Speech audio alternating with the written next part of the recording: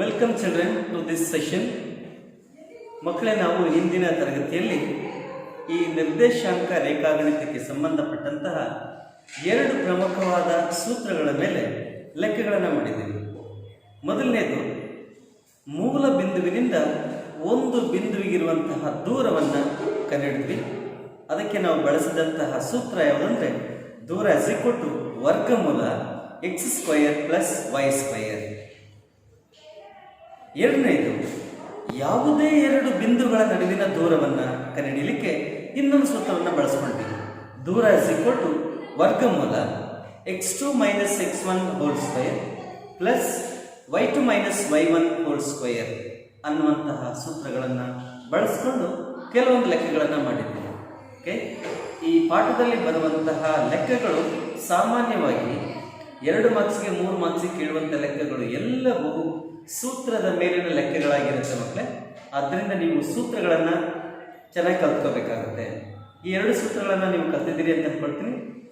ಈ ಒಂದು ಪಾಠದಲ್ಲಿ ದೂರಕ್ಕೆ ಅನ್ವಯವಾಗುವಂತೆ ಇನ್ನು ಕೆಲವೊಂದು ಲೆಕ್ಕಗಳನ್ನು ಮಾಡೋಣ. ಇಲ್ಲಿ 2 ಲೆಕ್ಕಗಳನ್ನ ತಗೊಂಡಿದ್ದೀನಿ. ಮೊದಲನೇದಾಗಿ, ಈ ಎರಡು ಬಿಂದುಗಳ ನಡುವಿನ ದೂರವನ್ನು ಕಂಡುಹಿಡಿಯಿರಿ. ಇದು ಬಿಂದು ಎ ಅಂತ ತಗೊಳ್ತೀನಿ, ಇದು ಬಿ. ಎ ಬಿಂದುವಿನ ನಿರ್ದೇಶಾಂಕಗಳು ಇದು, ಬಿ ಬಿಂದುವಿನ ನಿರ್ದೇಶಾಂಕಗಳು. ಎರಡು ಬಿಂದುಗಳ ನಡುವಿನ ದೂರಗಳು. ಹಾಗಾದರೆ ಈ ಭಾಗದಲ್ಲಿ ನಾವು ಇದನ್ನು x1 y1 ಅಂತ ತಗೋಬೇಕಾಗುತ್ತೆ. ನಮ್ಮ ತಿಳಿದಂಗೆ ಇದು x ನಿರ್ದೇಶಾಂಕ, ಇದು y ನಿರ್ದೇಶಾಂಕ.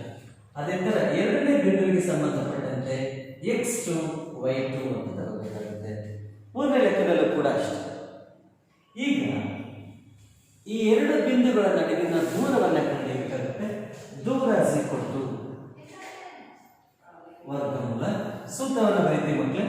x2 - x1² + y2 - y1²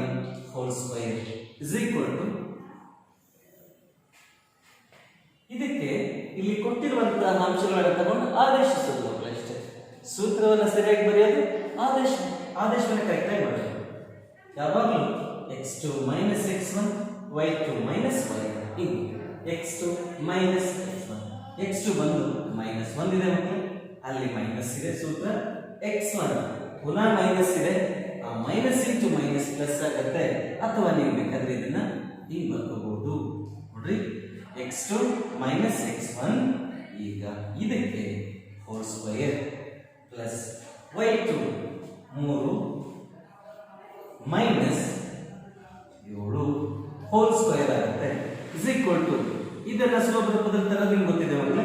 -1 ಹಾಗೆ ಇರುತ್ತೆ, ಮೈನಸ್ ಇಂಟು ಮೈನಸ್ ಪ್ಲಸ್ ಆಗುತ್ತೆ ಮಕ್ಕಳೇ, +5 ಆಗುತ್ತೆ.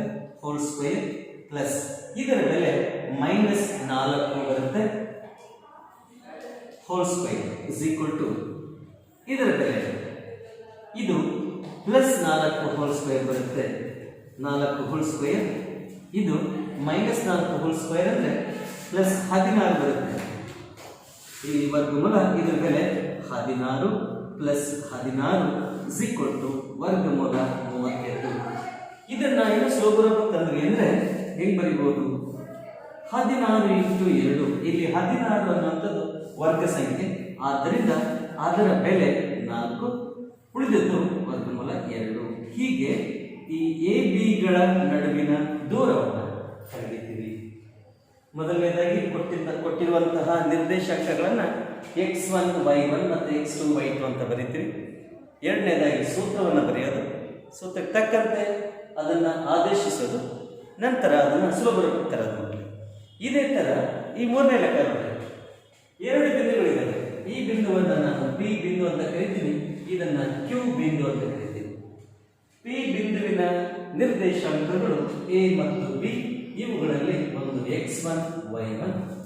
ಕ್ಯೂ ಬಿಂದುವಿನ ನಿರ್ದೇಶಾಂಕಗಳು x2 ಮತ್ತು y2. ಇಲ್ಲಿ ತನಕ ನಾವು ಸಂಖ್ಯೆಗಳನ್ನು ಉಪಯೋಗಿಸಿಕೊಂಡು ಈ ಲೆಕ್ಕವನ್ನು ಮಾಡ್ತಾ ಇದ್ವಿ. ಇಲ್ಲಿ ನಾವು ABCD ಇವುಗಳನ್ನು ನಾವು ಬಳಸಿಕೊಂಡು ಲೆಕ್ಕವನ್ನು ಮಾಡಬೇಕಾಗುತ್ತೆ. ಇಲ್ಲೂ ಕೂಡ ಅಷ್ಟೇ, ದೂರ ವರ್ಗಮೂಲ ಸೂತ್ರವನ್ನು ಬರೀತೀವಿ. x2 - x1² plus y2 minus y1 whole square is equal to x2 ಅನ್ನೋದಿಲ್ಲಿ ಮೈನಸ್ a ಆಗಿರುತ್ತೆ, ಇಲ್ಲಿ ಮೈನಸ್ ಇದೆ, x1 ಬಂದು a whole square, x2 minus x1 whole square, ಹಾಗೆ y2 minus y1 whole square, y2 ಬಂದು ಮೈನಸ್ b ಮೈನಸ್ y1 ಬಂದು b. ಇಲ್ಲಿ ಇವು ಸಜಾತಿಯ ಪದಗಳು ಮೈನಸ್ 1 ಮೈನಸ್ 1 ಮೈನಸ್ 2 ಆಗುತ್ತೆ, minus 2a hole square plus minus 1b minus 1b minus 2b hole square ಆಗುತ್ತೆ is equal to ಇದರ ಮೇಲೆ ಮೈನಸ್ ಅನ್ನ ಸ್ಕ್ವೇರ್ ಮಾಡಿದ್ರೆ ಪ್ಲಸ್ 2ರ ಸ್ಕ್ವೇರ್ 4 a ಸ್ಕ್ವೇರ್, ಹಾಗಾದರೆ ಇದು 4a ಸ್ಕ್ವೇರ್ ಪ್ಲಸ್ ಇದು ಮೈನಸ್ ಸ್ಕ್ವೇರ್ ಮಾಡಿದ್ರೆ ಪ್ಲಸ್ ಆಗುತ್ತೆ, 2ರ ಸ್ಕ್ವೇರ್ ಮಾಡಿದ್ರೆ 4 ಆಗುತ್ತೆ b ಸ್ಕ್ವೇರ್, ಹಾಗಾದರೆ 4b ಸ್ಕ್ವೇರ್. ಇಲ್ಲಿ ನೋಡಿ ಮಕ್ಕಳಲ್ಲಿ ಈ ಒಂದು ದ್ವಿಪದೋಕ್ತಿಯಲ್ಲಿ 4ನ್ನ ಸಾಮಾನ್ಯ ತಗೋಬಹುದು, ವರ್ಗಮೂಲ 4 ಸಾಮಾನ್ಯ, 4ನ್ನು ತಗೊಂಡಿದ್ದೀನಿ, ಉಳಿದಿದ್ದು a square plus b square. ಈಗ ಕೊನೆಯ ಆನ್ಸರ್ ವರ್ಗಮೂಲ 4ರ ಬೆಲೆ 2 ಆಗುತ್ತೆ, ಉಳಿದಿದ್ದು a square plus b square. ಇದನ್ನು ಮಕ್ಕಳಿಗೆ ನೀವು ಬರೆಯುವಾಗ ಬಹಳ ಕೇರ್ಫುಲ್ ಬರೀಬೇಕು. ಈ ಥರ ವರ್ಗಮೂಲ a square plus b square ಇತ್ತು, ಇದು ಕ್ಯಾನ್ಸಲ್ ಆಗುತ್ತೆ, ತಪ್ಪಿದು. ಯಾವಾಗ ಕ್ಯಾನ್ಸಲ್ ಆಗುತ್ತೆ? ವರ್ಗಮೂಲ a plus b whole square ಇತ್ತು, ಆವಾಗ ಬೇಕಾದ್ರೆ ಈ ಸ್ಕ್ವೇರ್ ಕ್ಯಾನ್ಸಲ್ ಆಗಬಹುದು, ಉತ್ತರ ಬಂದು a ಪ್ಲಸ್ b ಅಂತ ಬರೀಬಹುದು. ಇದರಲ್ಲಿ ಇನ್ನು ಸಿಂಪ್ಲಿಫೈ ಮಾಡಕ್ಕೆ ಬರಲ್ಲ, ಇದು ಇಷ್ಟೇ ಉತ್ತರ. ಇದರಲ್ಲಿ ಪ್ರಮುಖವಾದಂತಹ 2 ಸೂತ್ರಗಳು ದೂರಕ್ಕೆ ಸಂಬಂಧಪಟ್ಟಂತೆ. ಮೊದಲನೇದು ಮೂಲ ಬಿಂದುವಿನಿಂದ ಒಂದು ಬಿಂದುವಿಗಿರುವ ದೂರವನ್ನು ಕಂಡುಹಿಡಿಯೋದು, ಎರಡನೆಯದು ಯಾವುದೇ 2 ಬಿಂದುಗಳ ನಡುವಿನ ದೂರವನ್ನು ಕಂಡುಹಿಡಿಯೋದು. ಈ ಮುಂದಿನ ಲೆಕ್ಕದಲ್ಲಿ ಯಾವ ಥರ ಇರುತ್ತೆ ಅಂದರೆ 3 ಬಿಂದುಗಳನ್ನು ಕೊಟ್ಟು ಅವುಗಳ ನಿರ್ದೇಶಾಂಕಗಳನ್ನು ಕೊಟ್ಟು ಈ ತ್ರಿಭುಜ ಎಂತಹ ತ್ರಿಭುಜ ಎಂದು ಪರೀಕ್ಷಿಸಿ ಅಂತ ಕೇಳ್ಬೋದು, ಅಥವಾ ಇದು ಸಮಬಾಹು ತ್ರಿಭುಜನ ಅಥವಾ ಸಮದ್ವಿಬಾಹು ತ್ರಿಭುಜನ ಪರೀಕ್ಷಿಸಿ ಅಂತ ಕೇಳ್ಬೋದು. 4 ಬಿಂದುಗಳನ್ನು ಕೊಟ್ಟು ಅವುಗಳ ನಿರ್ದೇಶಾಂಕಗಳನ್ನು ಕೊಟ್ಟು ಇವು ವರ್ಗನ ಅಥವಾ ಸಮಾಂತರ ಚತುರ್ಭುಜನ ಪರೀಕ್ಷಿಸಿ ಅಂತ ಕೇಳ್ಬೋದು. ಈ ಲೆಕ್ಕಗಳನ್ನು ಈಗ ನೋಡೋಣ.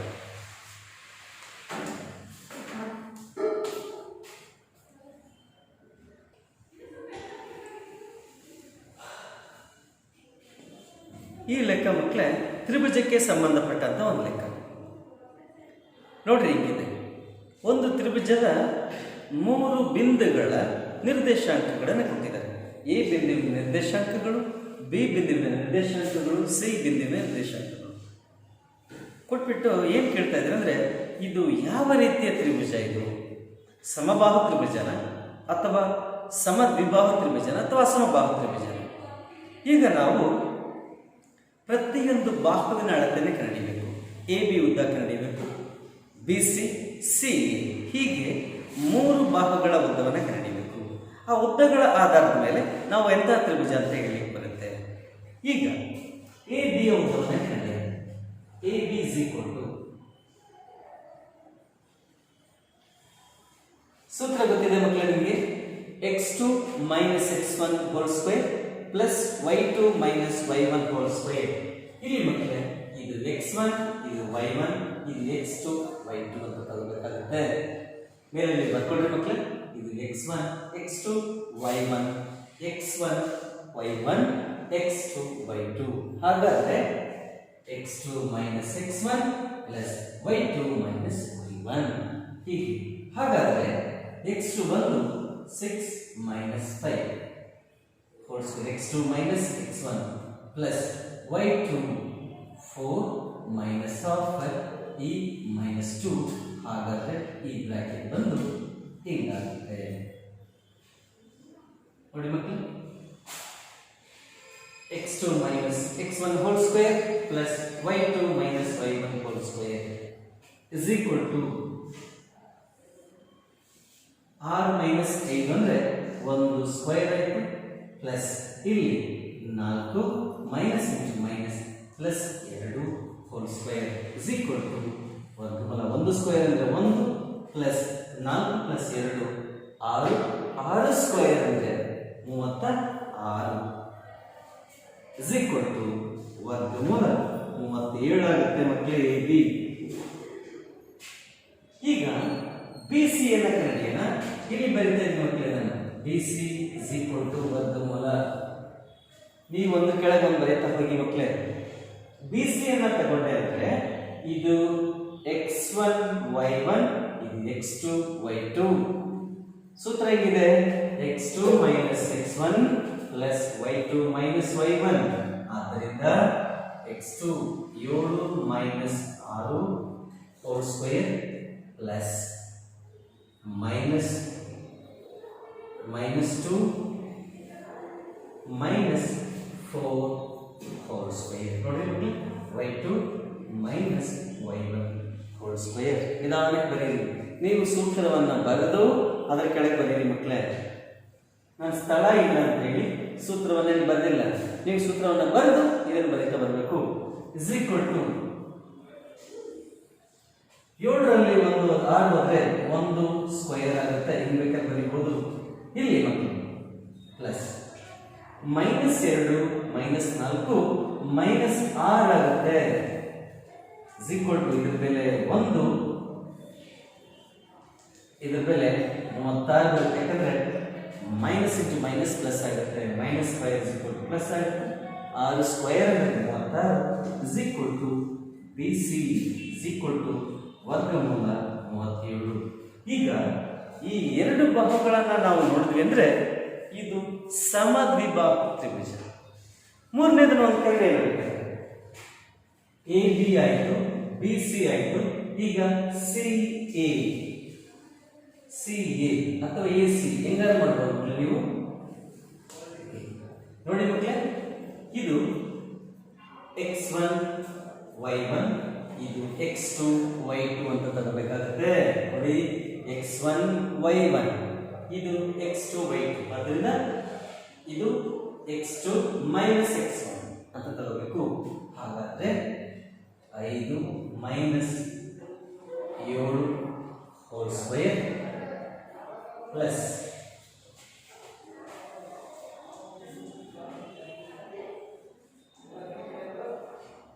x2 ಮೈನಸ್ x1 ಆಯಿತು.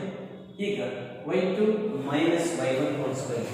y2 ಬಂದು ಮೈನಸ್ 2 ಮೈನಸ್ ಈ ಮೈನಸ್ 1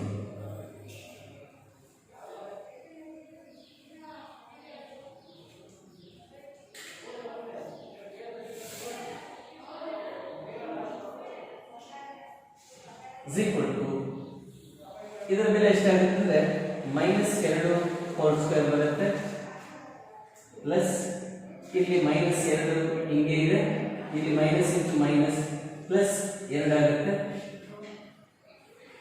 ಹೋಲ್ ಸ್ಕ್ವೇರ್ ಆಗುತ್ತೆ. is equal to ಇದರ ಬೆಲೆ 4 ಆಗುತ್ತೆ ಮಕ್ಕಳೇ. ಪ್ಲಸ್ 2 ಮೈನಸ್ 2 ಕ್ಯಾನ್ಸಲ್ ಆಗಿಬಿಟ್ಟು 0 ಆಗುತ್ತೆ. is equal to ವರ್ಗಮೂಲ 4 is equal to 2.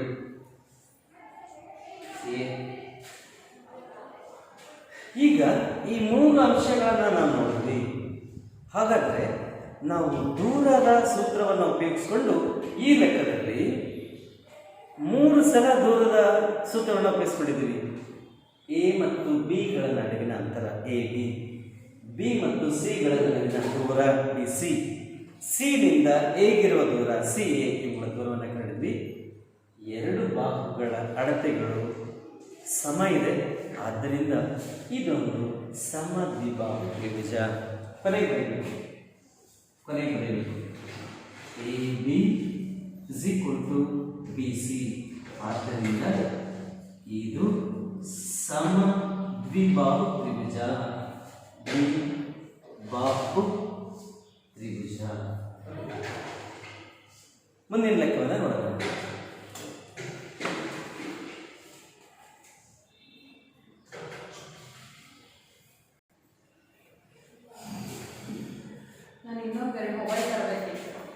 ಇಲ್ಲಿ ಮಕ್ಕಳೇ 5ನೇ ಪ್ರಶ್ನೆ ಹೀಗಿದೆ ನೋಡ್ರಿ. ಒಂದು ಆಕೃತಿ ಇದೆ, ಅವುಗಳ 4 ಶೃಂಗ ಬಿಂದುಗಳನ್ನು ಗುರುತಿಸ್ಕೊಂಡಿದ್ದೀವಿ. ಅವುಗಳ ನಿರ್ದೇಶಾಂಕಗಳು ಹಿಂಗಿದೆ. ಎ ಬಿ ಸಿ ಡಿ ಅವುಗಳ ನಿರ್ದೇಶಾಂಕಗಳು. ಪ್ರಶ್ನೆ ಏನಂದ್ರೆ, ಇದು ಒಂದು ವರ್ಗನ ಪರೀಕ್ಷಿಸಿ ಅಂತ ಕೇಳಿದೆ. ಇದು ಒಂದು ವರ್ಗನ ಚೌಕನ ಪರೀಕ್ಷಿಸಿ ಅಂತ ಕೇಳ್ತಾರೆ. ಹಾಗಾದ್ರೆ ನಾವು ದೂರಕ್ಕೆ ಸಂಬಂಧಪಟ್ಟಂತೆ ಎಷ್ಟು ಅಂಶಗಳನ್ನು ಕಂಡುಹಿಡಿಯಬೇಕು? 4 ಅಂಶಗಳು ಸಾಕಾ? ಎ ಬಿ ಒಂದು, B C, C D, D A, ಈ 4 ಅಂಶಗಳು ಸಮ ಬಂದರೆ ಸಾಕಾ? ನೋಡಿ ಮಕ್ಕಳೇ, ಇವನ್ನ ವರ್ಗ ಅಥವಾ ಚೌಕ ಅಂತ ಹೇಳ್ಬೇಕಾದ್ರೆ 4 ಬಾಹುಗಳು ಸಮ ಇರಬೇಕು ಮತ್ತು ಕರ್ಣಗಳು ಕೂಡ ಸಮ ಇರಬೇಕು. ಹಾಗಾದರೆ ಒಟ್ಟು 6 ಸಲ ನಾವು ಈ ದೂರದ ಸೂತ್ರವನ್ನು ಉಪಯೋಗಿಸ್ಕೊಂಡು ಲೆಕ್ಕವನ್ನು ಮಾಡಬೇಕಾಗುತ್ತೆ. ಈ 4 ಬಾಹುಗಳು ಸಮ ಬಂತಂದ್ರೆ ಒಂದು ವೇಳೆ ಅದು ವಜ್ರಾಕೃತಿ ಕೂಡ ಆಗಿರ್ಬೋದು. ಆದ್ದರಿಂದ ನಾವು ಚೌಕಕ್ಕೆ ಸಂಬಂಧಪಟ್ಟಂತೆ ಇದು ಚೌಕ ಪರೀಕ್ಷಿಸಿ ಅಂತ ಕೇಳಿದ್ರು ಅಂದರೆ ನೀವು 6 ಸಲ ದೂರದ ಸೂತ್ರವನ್ನು ಹಾಕ್ಕೊಂಡು ಲೆಕ್ಕ ಮಾಡಬೇಕಾಗುತ್ತೆ. ಎ ಬಿ ಒಂದು, B C, C D, D A, ಆಮೇಲೆ ಎ ಸಿ ಮತ್ತೆ ಬಿ ಡಿ, ಈ ಥರ 6 ಮಾಡಬೇಕಾಗುತ್ತೆ. ಮೊದಲನೇದಾಗಿ ಎ ಬಿಯನ್ನು ಕಂಡುಹಿಡಿಯೋಣ. ಎ ಬಿನ ದೂರ ಇಸ್ ಈಕ್ವಲ್ ಟು ವರ್ಗಮೂಲ, ಸೂತ್ರವನ್ನು ಬರೀತೀವಿ. x2 minus x1 whole square. ನೋಡಿ, ಇದು x1 y1, ಇದು x2 y2 ಬರ್ಕೋಬೇಕು ಮಕ್ಕಳಿಗೆ. x2 minus x1 1 minus of minus 1 ಬರುತ್ತೆ ಹೋಲ್ ಸ್ಕ್ವೇರ್ ಆಯಿತು, plus y2 minus y1, y2 ಬಂದು 0 ಮೈನಸ್, ಇಲ್ಲಿ ಮೈನಸ್ ಇರೋದ್ರಿಂದ ಇನ್ನೊಂದು ಬ್ರಾಕೆಟ್ ಹಾಕಬೇಕಾಗುತ್ತೆ. ನೀವು ಇದಕ್ಕೆ ಸೂತ್ರವನ್ನು ಬರೆದು ನಂತರ ಆದೇಶಿಸಬೇಕು. ವರ್ಗಮೂಲ 1 ಮೈನಸ್ ಇಂಟು ಮೈನಸ್ ಪ್ಲಸ್ 1 ಆಗುತ್ತೆ, ಸ್ಕ್ವಯರ್ ಪ್ಲಸ್ ಇದು ಮೈನಸ್ ಇಂಟು ಮೈನಸ್ ಪ್ಲಸ್ 2 ಆಗುತ್ತೆ, 2 ಹೋಲ್ ಸ್ಕ್ವಯರ್ ಆಯಿತು ಇಸ್ ಈಕ್ವಲ್ ಟು ಇಲ್ಲಿ 1 ಪ್ಲಸ್ 1 2, 2 ಸ್ಕ್ವಯರ್ ಅಂದರೆ 4 ಪ್ಲಸ್ 2 ಸ್ಕ್ವಯರ್ ಅಂದರೆ ಇದು ಕೂಡ 4 ಆಯಿತು ಇಸ್ ಈಕ್ವಲ್ ಟು ವರ್ಗಮೂಲ 8. ಇದನ್ನು ಇನ್ನು ನಾವು ಸ್ವಲ್ಪ ಭಕ್ತರಾದರೆ 4 ಇಂಟು 2 ಅಂತ ಬರ್ಕೋಬಹುದು. ಇದರ ಬೆಲೆ ವರ್ಗಮೂಲ 4ರ ಬೆಲೆ 2 ಆಗುತ್ತೆ, ಉಳಿದಿದ್ದು 2. ಹಾಗಾದರೆ ಎ ಬಿ ದೂರ ಇಸ್ ಈಕ್ವಲ್ ಟು 2√2 ಆಗುತ್ತೆ. ಈಗ ಬಿ ಸಿ ಇದರ ದೂರವನ್ನು ಕಂಡುಹಿಡಿಯಬೇಕು. B C is equal to ಸೂತ್ರವನ್ನು ಬರೀತೀವಿ. x2 minus x1 whole square plus y2 minus y1 whole square.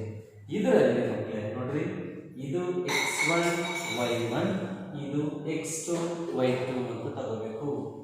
ಹಾಗಾದ್ರೆ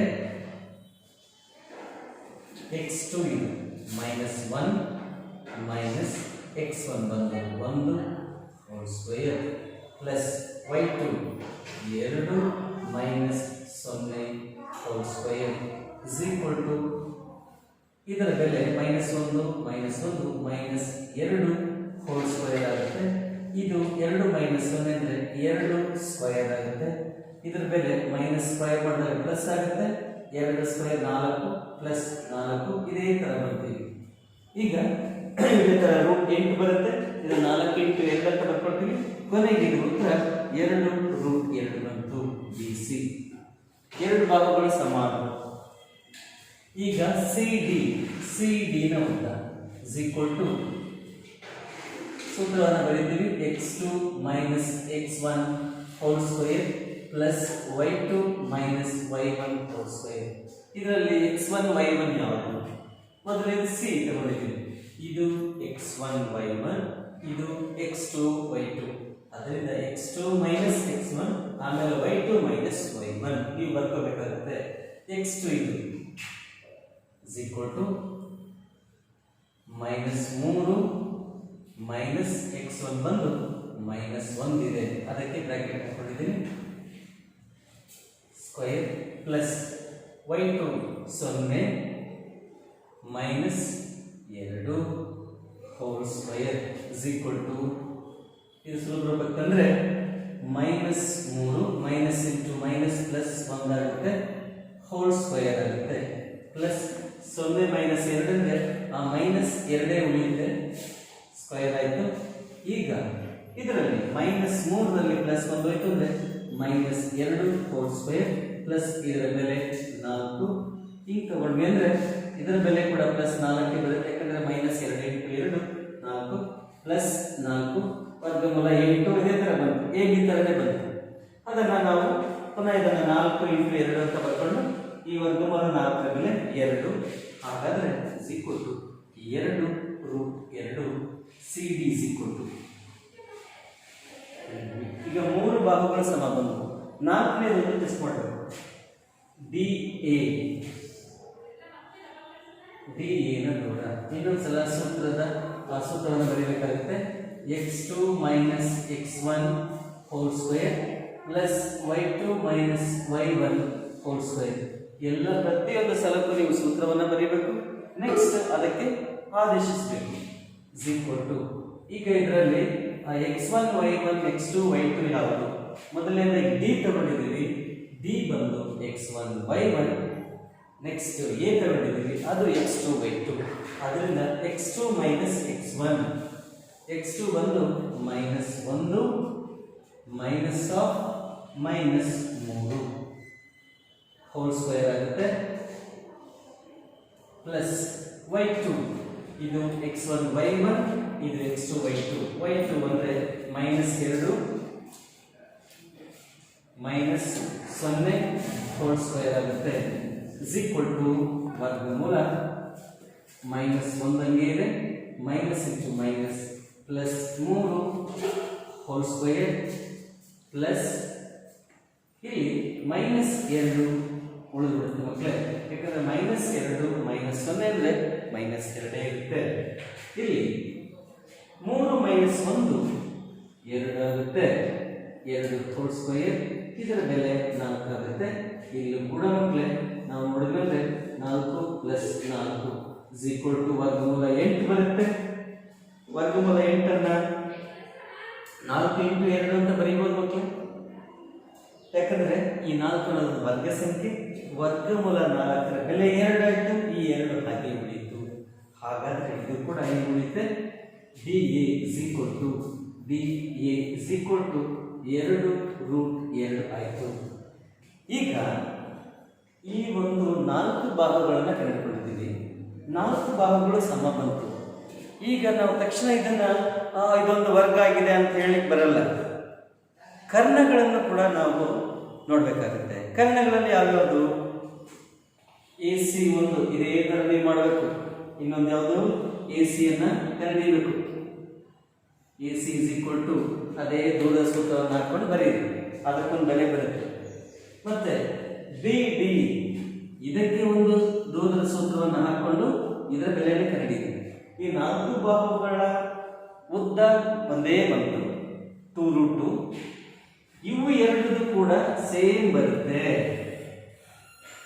ಇವೆರಡು ಸೇಮ್ ಬಂತು ಅಂದರೆ ಈ ಒಂದು ಕೊಟ್ಟಿರುವಂತಹ ಆಕೃತಿ ಒಂದು ವರ್ಗ. ಇವುಗಳು ಬೇರೆ ಬೇರೆ ಏನಾದರೂ ಬಂತಂದ್ರೆ ಕೊಟ್ಟಿರುವಂಥದ್ದು ವಜ್ರಾಕೃತಿ. ಯಾಕಂದ್ರೆ ವಜ್ರಾಕೃತಿ ಕೂಡ 4 ಬಾಹುಗಳು ಸಮ ಇರುತ್ತೆ, ಆದರೆ ಕರ್ಣಗಳು ಪರಸ್ಪರ ಸಮ ಇರೋದಿಲ್ಲ. ವರ್ಗದಲ್ಲಿ ಮಾತ್ರ 4 ಬಾಹುಗಳು ಸಮ ಮತ್ತು 2 ಕರ್ಣಗಳು ಸಮ. ಈಗ ಈ 2 ಲೆಕ್ಕಗಳನ್ನು ನೀವು ಮಾಡ್ತೀರಿ. ಈಗ ಮಾಡಿದ ಮೇಲೆ ಇವೆರಡು ಸಮ ಬಂತು, ಆದ್ದರಿಂದ 4 ಬಾಹುಗಳು ಮತ್ತು 2 ಕರ್ಣಗಳು ಪರಸ್ಪರ ಸಮ ಇರೋದ್ರಿಂದ ಈ ಕೊಟ್ಟಿರುವಂತಹ ಆಕೃತಿ ವರ್ಗ ಆಗಿರುತ್ತದೆ ಅಥವಾ ಚೌಕ ಆಗಿರುತ್ತದೆ ಅಂತ ಹೇಳ್ಬೋದು. ಹೀಗೆ ಮಕ್ಕಳೇ ನಾವು ಇದನ್ನ ಸಮಾಂತರ ಚತುರ್ಭುಜನ ಪರೀಕ್ಷಿಸಿ ಅಂತ ಕೇಳ್ಬೋದು. ಸಮಾಂತರ ಚತುರ್ಭುಜದ ಗುಣಲಕ್ಷಣಗಳು ಗೊತ್ತಾಗಬೇಕು ನಿಮಗೆ. ಅಭಿಮುಖ ಬಾಹುಗಳು ಸಮವಾಗಿರಬೇಕು. ಅಭಿಮುಖ ಬಾಹುಗಳು ಅಂದರೆ AB ಮತ್ತು ಆ DC ಅಳತೆಗಳು ಒಂದೇ ಇರಬೇಕು, ಮತ್ತು BC ಮತ್ತು ಈ DA ಇವುಗಳ ಅಳತೆಗಳು ಒಂದೇ ಇರಬೇಕು. ಅಭಿಮುಖ ಬಾಹುಗಳು ಸಮವಾಗಿತ್ತು ಅಂದರೆ ಅದನ್ನು ಸಮಾಂತರ ಚತುರ್ಭುಜ ಅಂತ ಹೇಳ್ತೀವಿ ಮಕ್ಕಳೇ. ಇದಕ್ಕೆ ಸಂಬಂಧಪಟ್ಟ ಲೆಕ್ಕಗಳನ್ನು ಮಾಡಬೇಕಾದ್ರೆ ನಿಮಗೆ ಈ ಸೂತ್ರದ ಮೇಲೆ ಖಂಡಿತವಾಗ್ಲೂ ನಿಮಗೆ ಗೊತ್ತಿರಬೇಕು ಮಕ್ಕಳೇ. ಈ ಎರಡು ಸೂತ್ರಗಳನ್ನು ಇಟ್ಕೊಳ್ರಿ. ದೂರಕ್ಕೆ ಸಂಬಂಧಪಟ್ಟಂತೆ ಮೂಲ ಬಿಂದುವಿನಿಂದ ಒಂದು ಬಿಂದುವಿಗಿರುವ ದೂರವನ್ನು ಕಂಡುಹಿಡಿಯುವಂಥದ್ದು ವರ್ಗಮೂಲ x² + y². 1 ಮಾರ್ಕ್ಸಿಗೆ ಕೇಳುವಂಥದ್ದು. ಮೂಲ ಬಿಂದುವಿನ ನಿರ್ದೇಶಾಂಕಗಳು ಯಾವುವು ಅಂತ ಕೇಳ್ಬೋದು. 0 ಮತ್ತು 0. ಎರಡು ಬಿಂದುಗಳ ನಡುವಿನ ದೂರವನ್ನು ಕಂಡುಹಿಡಿಯುವಂಥ ಸೂತ್ರ ಯಾವುದು ಅಂತ ಕೇಳ್ಬೋದು. ದೂರ ವರ್ಗಮೂಲ x2 - x1² + y2 - y1². ಹೀಗೆ ಕೆಲವೊಂದು ಲೆಕ್ಕಗಳನ್ನು ನೀವು ಬುಕ್ನಲ್ಲಿ ಕೊಟ್ಟಿರುವಂತಹ ಎಕ್ಸಾಂಪಲ್ಸ್ ಲೆಕ್ಕಗಳನ್ನು ತಗೊಂಡು ಮಾಡಲಿಕ್ಕೆ ಪ್ರಯತ್ನ ಮಾಡಿ ಮಕ್ಕಳೇ. ಮುಂದಿನ ತರಗತಿಯಲ್ಲಿ ನಾವು ಎರಡು ಬಿಂದುಗಳ ನಡುವಿನ ಮಧ್ಯ ಬಿಂದುವನ್ನು ಕಂಡುಹಿಡಿಯೋದು ಹೇಗೆ ಮತ್ತು ತ್ರಿಭುಜದ ವಿಸ್ತೀರ್ಣವನ್ನು ಕಂಡುಹಿಡಿಯೋದು ಹೇಗೆ ಅನ್ನೋದನ್ನು ಮುಂದಿನ ತರಗತಿಯಲ್ಲಿ ನೋಡೋಣ ಮಕ್ಕಳೇ. Thank you children.